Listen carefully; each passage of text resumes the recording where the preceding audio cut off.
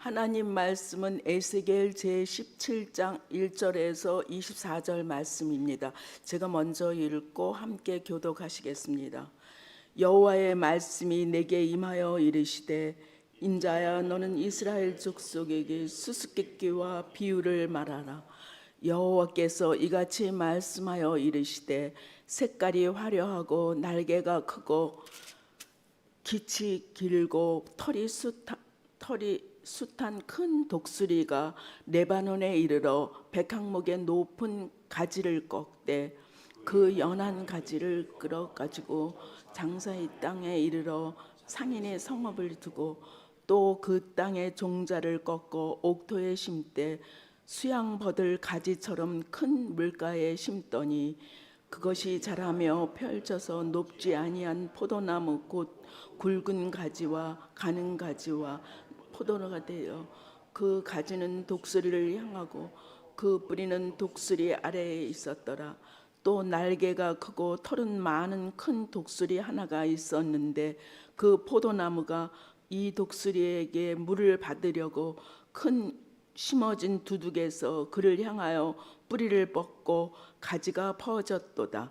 그 포도나무의 큰 물가에 옥토에 심은 것과 가지가 내고 열매를 맺어서 아름다운 포도나무를 이루게 하려 너는 이르기를 주 여호와의 말씀에 그 나무가 능히 번성하겠느냐.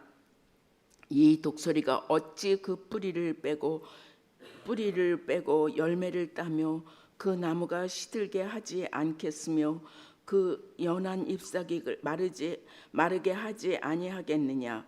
많은 백성이나 강한 팔이나 아니라도 그 뿌리를 뽑으리라. 불저다 하긴 동풍을 부릴 때 맞아 아니라 그 두둑은 여호와의 말씀이 또 내게 임하여 이르시되 너는 반역의 족속에게 묻기를 너희가 이 비유를 깨닫지 못하겠느냐 하고 그들에게 말하기를 바벨론 왕이 이스라엘에게 이르러 왕과 고난을 사로잡아 바벨론 자에게 끌어 그 왕족 중에서 하나를 택하여 언약을 세우고 그에게 맹세하게 하고 또 그 땅에 능한 자들을 옮겨갔나니 이는 나를 낮추어 스스로 언약을 지키게 함. 그가 사절을 애굽에 보내 말과 군대를 구함으로 바벨론 왕이 배반하였으니 형통하겠느냐. 이런 일을 행한 자가 피하겠느냐. 언약을 배반하고 하고야 피하겠느냐. 주 여호와의 말씀이니라. 내가 나의 삶을 두고 맹세하노니 바벨론 왕이 그를 왕에게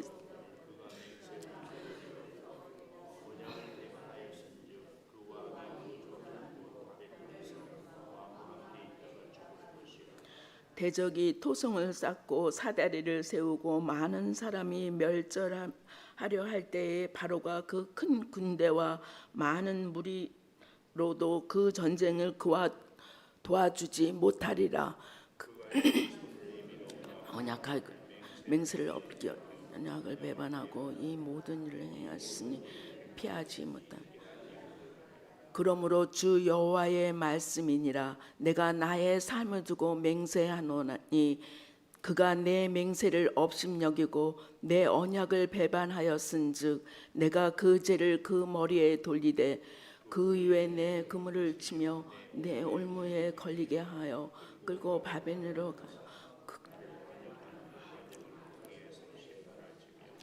그 모든 군대에서 도망한 자들은 다 칼에 엎드려질 것이요 그 남은 자는 사방으로 흩어지니라.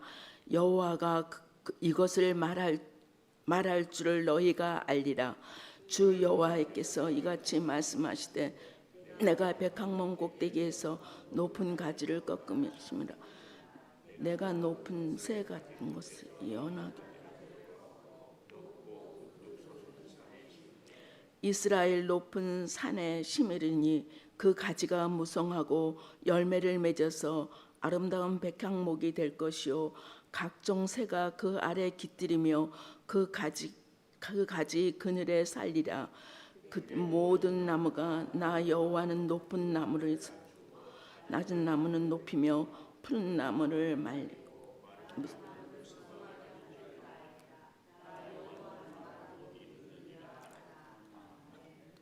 서로에게 축복 인사를 나누겠습니다. 오늘 새벽 예배를 드리는 순자야, 너는 하나님의 보석이다.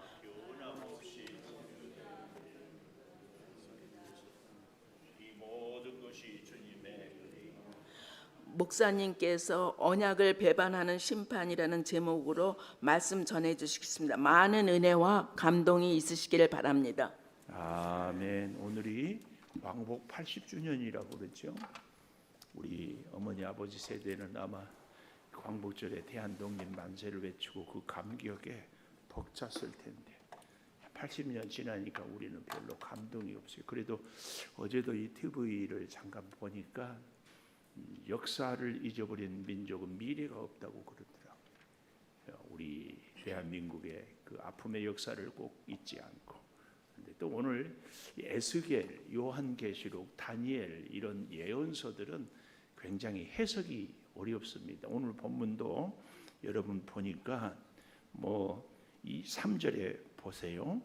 색깔이 화려하고 날개가 크고 길고 털이 숱한 큰 독수리가, 또 백향목, 이게 뭔가, 이게 사실은 이 요한계시록도 7별, 7나팔, 7대접, 7뿔 이런 것들, 이런 몇 가지만 알면은 아주 쉽습니다. 근데 왜 이렇게 환상을 또 이 비유를 이렇게 설명했는가 하면은 요한계시록도 로마의 이 병사들이, 로마의 당국이 요한을 반모섬에 가두어 놓았는데 하나님의 말씀을 증거하고 들으면 어떻게 된다? 자기 로마의 정부를 반역할까 봐. 그런데 신기하죠. 그냥 정신병자 같은 얘기, 7뿔, 7용, 7나팔, 큰 음료 얘기하는데 이걸 보는 성도들은 다 알아듣는 거예요. 마찬가지로 오늘 에스겔 17장도 3절에 색깔이 화려하고 날개가 크고 깃이 길고 털이 숱한 큰 독수리는 바벨론을 얘기합니다. 바벨론, 독수리는 바벨론. 그 다음에 뭐가 나와요? 레바논에 이르러 백향목 높은 가지를 꺾되 그랬습니다. 이 백향목은 남쪽 유다, 이스라엘, 북쪽 이스라엘은 이미 멸망했고 남쪽 유다를 얘기하는데, 이 독수리는 단순히 바벨론만 얘기하는 것이 아니라 큰 나라, 당시에 애굽이란 나라도 바벨론이란 나라도, 그러니까 이 예루살렘 남쪽 유다를 힘들게 하는 대표적인 이 제국이라고 해야 될까요? 이런 나라를 상징하는 것을 독수리로 이렇게 비유한다는 것을 염두에 두면 오늘 이 17장은 아주 쉽게 우리가 이해를 할 수 있습니다. 자, 이 염두에 두면서 오늘 제목을 제가 언약을 배반하는 자는 심판을 당한다는 의미로 언약을 배반하는 심판 그랬습니다. 그 언약을 배반하는 심판은, 자, 첫 번째로 10절에 보니까 심어졌으나 번성하겠느냐, 수사의문문, 번성하겠느냐, 이 말은 무슨 말이라고요? 번성하지 못한다, 그 말이라고요. 번성하지 못한다. 심어졌으나 번성하지 못할 것이다. 이 얘기를 우리가 이 첫째 꼭지로 생각하면서 한번 보십시다. 3절부터 이스라엘 족속에게 수수께끼와 비유로 2절에 얘기했잖아요. 수수께끼와 비유는 중요한 진리를 쉽게 가르치기 위하여서, 그러나 꼭 알아들을 사람만 알아듣게 하기 위하여서 수수께끼 비유로 말씀하는데, 3절은 우리가 보지 않았어요. 자, 레바논에 이르러 백향목 높은 가지를 꺾되 레바논의 백향목은 얼마나 나무가 좋은지 솔로몬이 성전 재료로 삼았잖아요. 높이가 30m. 그러니까 나무 하나가 우리로 말하면 아파트 한 층이 대략 한 3m, 10층 높이까지 자라는 엄청난 나무가 레바논의 백향목입니다. 자, 4절 보십시오. 그 연한 가지 끝을 꺾어 가지고 장사하는 땅에 이르러 상인의 성읍에 주었다. 장사하는 땅은 각주에 보니까 가나안 땅 이렇게 이야기를 하고 있습니다. 그래서 그 연한 가지 끝을 꺾어 장사하는 땅에 이르러 상인의 성읍에 주었다 할 때에 연한 가지는 남쪽 유다의 마지막 왕 시드기야 왕을 얘기합니다. 예루살렘이 백향목처럼 아름답고 찬란한 솔로몬 다윗 임금 시절에 있었지만 지금은 그렇게 큰 백향목 30m나 되는 나무라도 끝은 연하잖아요. 우리나라의 이조말, 고종 이하의 순종, 철종 이렇게 얼마나 힘이 없었어요. 바로 그 시대를 지금 이야기하고 있습니다. 이따 우리가 이제 역대하 참고 구절을 좀 보면 더 실감이 날 텐데요. 5절 그 땅에 종자를 꺾어 옥토에 심되 수양버들 가지처럼 큰 물가에 심더니 그것이 자라며 퍼져서 높지 아니한 포도나무 굵은 가지 가는 가지가 난 포도나무가 되어 그 가지는 독수리를 향하였고 그 뿌리는 독수리 아래에 있었더라. 독수리 바벨론. 이 꺼지를 꺾어서 우리로 말하면 식민지를 만들었으니까 바벨론의 모든 좋은 곡물, 우리도 그랬잖아요. 일제시대 때에 우리나라에서 난 좋은 쌀 혹은 좋은 귀중품 다 일본의 공출이란 이런 표현 들어보셨죠? 다 이렇게 바벨론에 다 빼앗기는 이런 모습들을 이야기하고 있습니다. 그것을 조금 더 실감나게 얘기하는 것이 7절 이하에 보니까 또 그랬어요. 바벨론이 아닌 또 애굽, 날개가 크고 털이 많은 독수리 하나가 있었다. 애굽 나라가 또 남쪽 유다를, 그 포도나무가 이 독수리에게 물을 받으려고, 이제 이 말은 애굽의 도움을 요청하려고 심어진 두둑에서 그를 향하여 뿌리가 뻗고 가지가 퍼졌도다. 친애굽 정책을 펼쳤어요.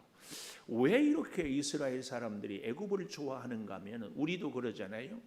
미국 갔다 온 사람들, 미국 유학하고 온 사람들은 미국이 세계 최고 나라고 미국이 굉장한 힘이 있고 미국이 계속해서 다스릴 것이다. 이런 얘기를 해요. 독일 갔다 온 사람들은 또 독일이, 일본은 일본이, 우리 교계에도요. 미국 유학을 한 사람은 미국 신학, 독일을 유학한 사람은 동일 신학, 이렇게 이야기를 하고 있습니다.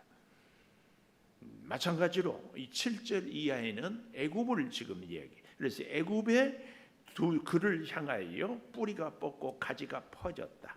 8절 그 포도나무를 큰 물가 옥토에 심은 것은 가지를 내고 열매를 맺어서 아름다운 포도나무를 이루게 하였음이라. 이렇게 나라가 부강하고 번성하게, 특별히 이스라엘 나라를 성경은 포도나무에 많이 비유를 해요. 왜냐하면 포도나무는 레바논처럼, 백향목처럼 그 자체가 크고 아름답지 않습니다. 나무가 보잘것없어요. 또 그렇다고 해가지고 생명력이 긴 것도 아니고, 그런데 오직 포도나무는 약하고 보잘것없는데 열매는 사람들을 유익하게 하거든요. 이것이 이스라엘 백성들의 정체성, 우리 성도들의 정체성입니다. 하나님을 믿는 우리들은요, 하나님의 은혜로 사는 사람들은 나의 존재는 포도나무처럼 보잘것없지만 그 열매는 참 귀하거든요. 하나님은 바로 그렇게, 저는 그래서 혼자 그런 생각을 해요. 저 미국이 트럼프를 통하여서 전 세계 막 관세를 때린다고 그러잖아요. 물리잖아요. 저러면 망합니다. 미국이 지금까지 전 세계 최강대국으로 사는 것은요, 우리 대한민국 예를 들어도 일제 침략 이후에 6.25 전쟁을 거치면서 세계에서 가장 가난한 나라였어요. 근데 미국의 원조를 통하여서 이렇게 살게 된 것을 뭐 이런저런 얘기를 해도 미국이 우리를 돕는 것을 부인할 수 없어요. 그러니까 미국은 전 세계의 나라들을 다 잘 살게 해준. 그래서 잘 보십시오. 미국하고 등지고 잘 살 수 있는 나라가 세계에 거의 없어요. 근데 미국이 자꾸 저런 식으로 행동을 하면은 미국은요 하나님의 은혜로 복을 받은 나라거든요. 우리나라도 하나님의 은혜로 복을 받았다. 이런 정체성을 가진 사람은 포도나무인 것을 기억해. 나는 보잘것없는데 주변의 사람들에게 포도의 달콤한 열매를 줄 때에 나의 존재 가치가 있는 겁니다. 이것이 예수 믿는 사람들의 특징이에요. 세상 사람들이 나를 때리고 세상 사람들이 나를 속인다고 나도 같이 때리는 것이 아니라 세상 사람들이 큰 독수리 같아도 나는 포도나무. 이걸 기억해야 됩니다. 자, 다시 본문으로 가보겠습니다. 9절 너는 이르기를 여호와의 말씀에 그 나무가 능히 번성하겠느냐? 수사의문문 번성하지 못한다.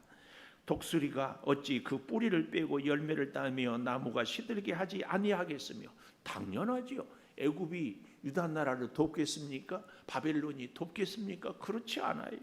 연한 잎사귀가 마르지 않겠냐. 많은 백성이나 강한 팔이 아니라도 힘이 없는 사람이라도 그 뿌리를 뽑으리라. 미국 우리로 말하면 중국 꼭 아니어도 나라가 망하면 주변의 작은 나라들도 우리를 넘어뜨려요. 저 이북이 우리를 넘어뜨릴지도 모른다. 이렇게 비유를 하면 쉽습니다. 10절 볼지어다 그것이 심어졌으나 번성하겠느냐? 번성할 수 없어. 동풍에 부딪힐 때 동풍은요 사막의 바람입니다. 아주 마르지 않겠느냐? 완전히 말라버려. 그 자라던 두둑에서 마르리라 하셨다 하라. 그러니까 지금 이걸 조금 더 역사적인 배경을 얘기하면 역대하를 보면 알겠지만 이스라엘 남쪽 사람들은요 애굽을 그렇게 좋아했어요. 아까도 잠깐 얘기했잖아요. 왜냐하면 이스라엘 사람들은요 DNA 자체에 사람의 심성 성품 안에 친애굽이 꽉 들어차 있어요. 왜요? 애굽에서 430년이나 살았잖아요. 할아버지, 증조 할아버지, 고조 할아버지 때부터 애굽에 대한 얘기를 수없이 들었어요. 그리고 애굽은 현실적으로 나일강이라는 대략 한 6,800km인가 어마어마한 강이 있어서 다 먹을 것이 많고 나라가 강대하고, 그래서 어쩌면 아브라함도 그 이전부터 애굽, 하여튼 당시의 세계는 먹고 살고 잘 사는 나라는 애굽의 문명과 문화가 굉장했어요. 그러니까 이스라엘 백성들도 애굽으로 의지해야 된다. 그런데 하나님은 애굽 하지 말고 바벨론을 의지해라. 바벨론에 항복해라. 여러분, 이 바벨론에 항복하라 이 말을 이렇게 비유를 하면 참 좋습니다. 우리가 몸이 병들었잖아요. 병원에 입원해야 되잖아요. 바벨론에 항복해라 이 말은 병원에 입원해라. 이렇게 비유를 들으면 좋습니다. 우리가 이것을 이해하지 못하면 아니 애굽은 안 되고 바벨론은 된다는 것을 애굽도 하나님을 섬기지 않고 바벨론도 섬기지 않는데 이게 어떻게 말이 되냐 그러는데 그게 아니고 하나님은 애굽을 자꾸 섬기니까 하나님을 잊어버려서 아니고 바벨론을 섬김으로 하나님의 말씀에 순종해야만이 산다. 이것을 가르치기 위해서 바벨론을. 자, 두 번째 11절에서 마지막 24절까지에 보면은 언약을 배반하니, 두 번째 언약을 배반하니, 이 언약을 배반하는 것이 조금 더 보십시다. 먼저 우리는 동그라미를 좀 쳐봤으면 좋겠습니다. 언약을 배반하니 이 말이 15절 마지막에 보니까 언약을 배반하고야 피하겠느냐, 언약을 배반하고야 나오지요. 또 16절에도 보면 네 번째 줄에 언약을 배반하였은즉, 18절에도 보니까 두 번째 줄에 언약을 배반하고, 19절에도 마지막 줄에 내 언약을 배반하였은즉, 이 언약을 배반했다는 이 말에 동그라미를 좀 쳐보았으면 좋겠습니다. 자, 그리고 12절에 너는 반역하는 족속에게 묻기를 그랬잖아요. 반역하는 족속.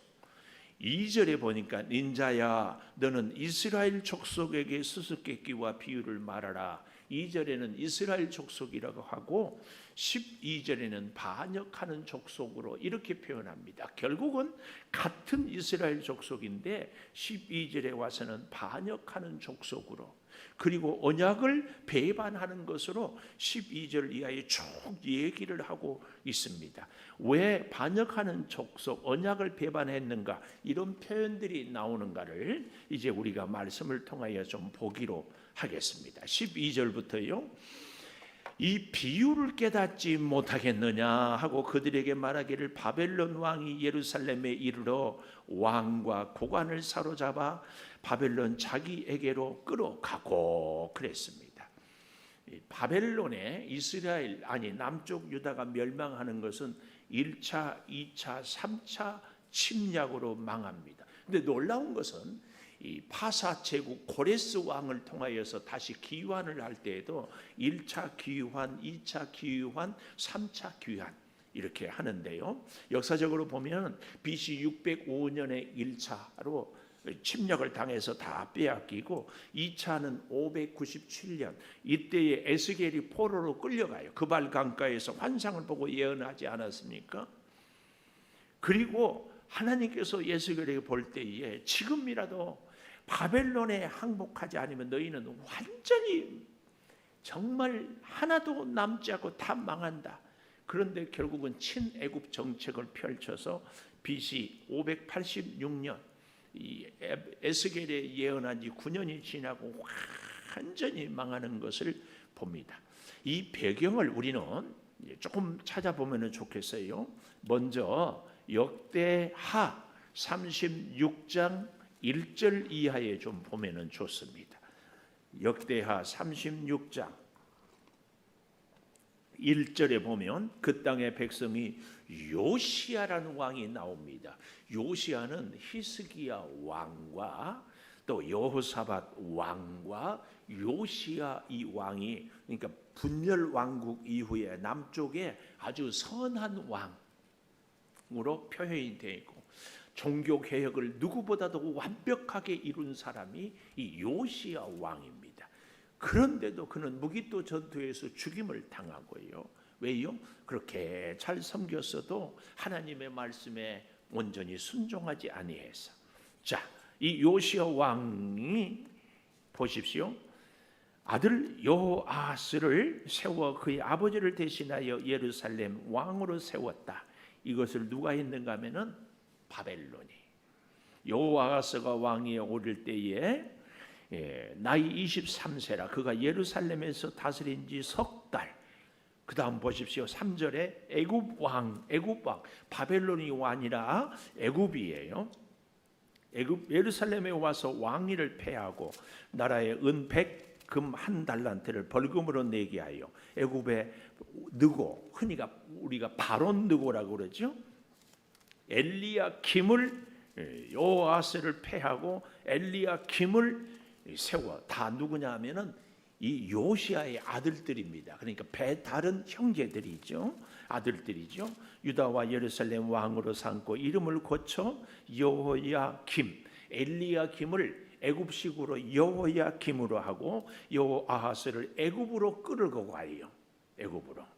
자, 5절 여호야김이 왕위에 오를 때 누가 세운 왕이에요? 애굽 왕, 애굽이. 25세, 11년, 36이 되었지요. 문제는 그 다음에 여호와 보시기에 악을 행하였다. 여호와 보시기에 악을 행하였다. 이 말이 너무 가슴 아픈데 반복이 되고 있어요. 6절 바벨론 왕. 지금까지는 애굽이 다스렸는데 이제는 바벨론 왕이. 6절 느부갓네살이 올라와서 그를 치고 쇠사슬로 결박하여 바벨론으로 잡아가요. 아까는 애굽이 잡아가고. 이게 나라 꼴이에요. 느부갓네살이 여호와의 전 기구들을 바벨론으로 가져다가 바벨론인 자기 신당에 두었다. 나중에 이것을 바사왕 고레스가 예루살렘 성전을 짓게 하면서 다 다시 돌려주지요.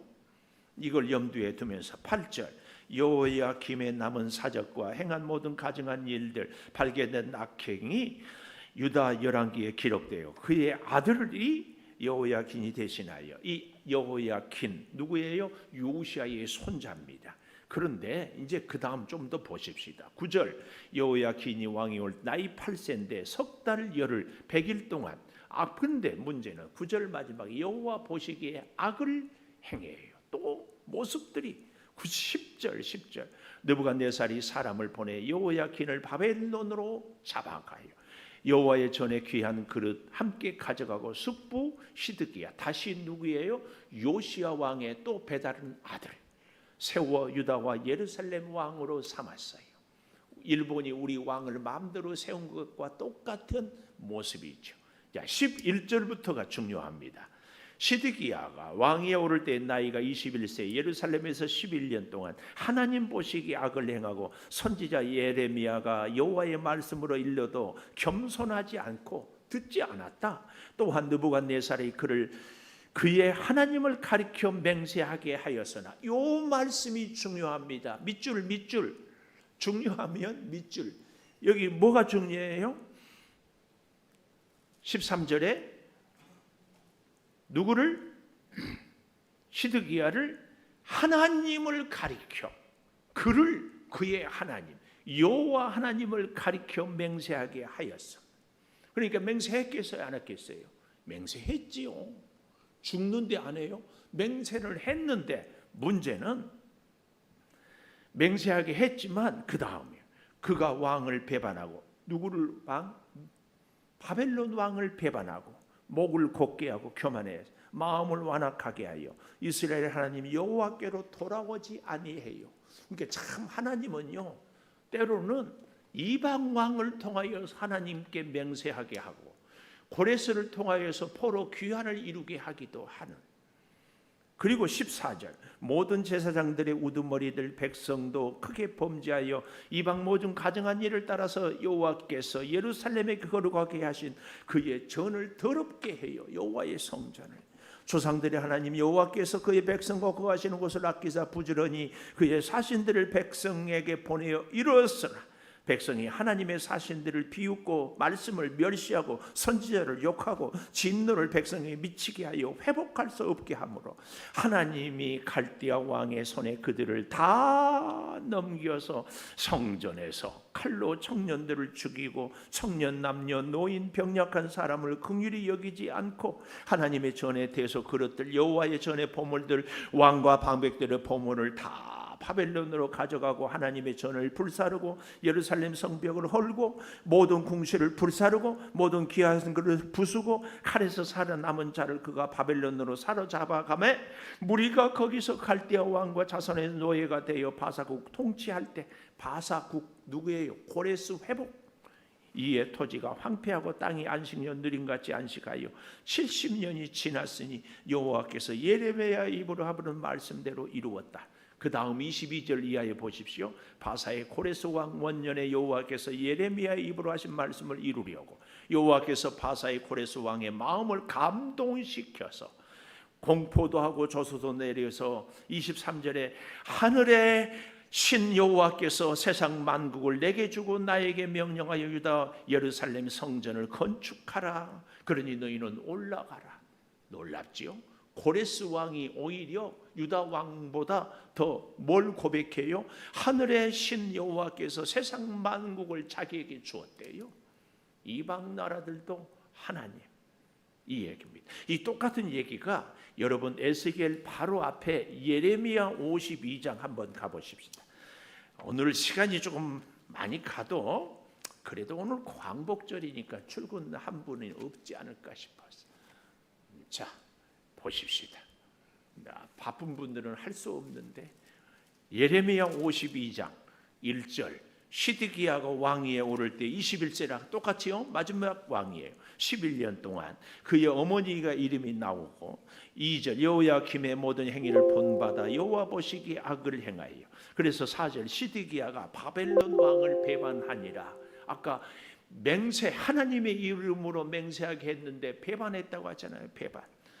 시드기야 9년 열째 달에 바벨론 왕 느부갓네살이 모든 근대를 거느리고 예루살렘에 치러 올라와서 진치고 토성을 쌓고 그래서 어떻게 합니까?